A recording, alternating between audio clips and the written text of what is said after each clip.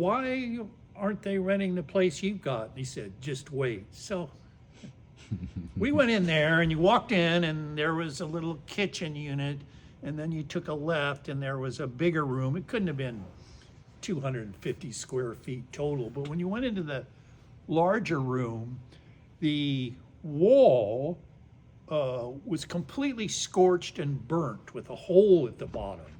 And I said, well, what the fuck is that about? And he said, well, he said, a couple winos lived here and they got cold. So he said they cut a hole in the wall and they put bricks and mortar in there, and then they lit a fire with no chimney. I mean, people came by our place for months when I lived there just to see that.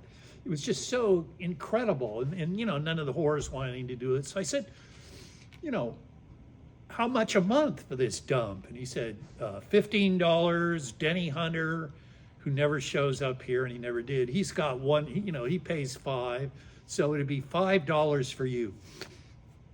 So I went home, and I was up all night thinking of how to broach my mother with the idea I was leaving. For some insane reason, I thought she'd give a shit. So the next morning I go out, and she was at the sink. She was always cleaning something. And I said, Mom, you know, I ran into Stan McGriff on campus the other day, and he's looking for a roommate. She said, you can still do your laundry here. I said, what? She said, you know, when you're at your place, you can come here and do your laundry. Good luck. I realized then that it was her dream too for me to leave.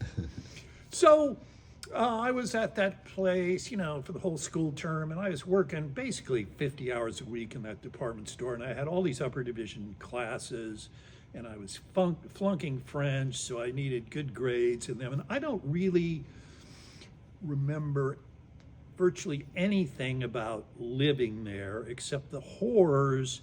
It was hard to sleep at night because these Johns, they'd bring these Johns home, and they'd get in fights about money and things like that. And often when there was one bathroom in the place, you go in there in the morning, there'd be some guy with his pants down, face down in the bathroom, and you just step over him or push him out of the way.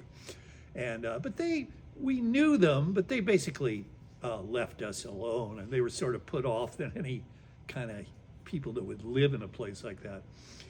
So the end of the term, middle of Christmas. Now, my parents were